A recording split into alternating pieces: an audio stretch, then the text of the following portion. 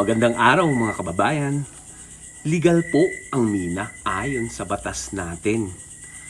Ito ang Republic Act 7942. Ang mina ay mayroong maidudulot na kabutihan para sa mga Pilipino.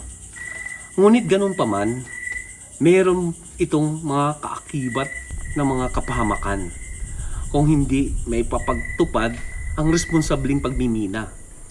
Ito ay magdudulot ng pagdami ng biktima at paglabag sa karapatang pantao.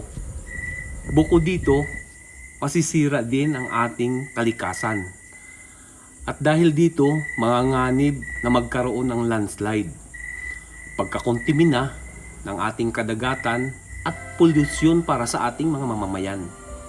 At tuluyan mamatay ang ating mga ilog at pinagkukunan ng tubig. Mga kababayan, karapatan natin tumanggi anuman ang hamon ng mina.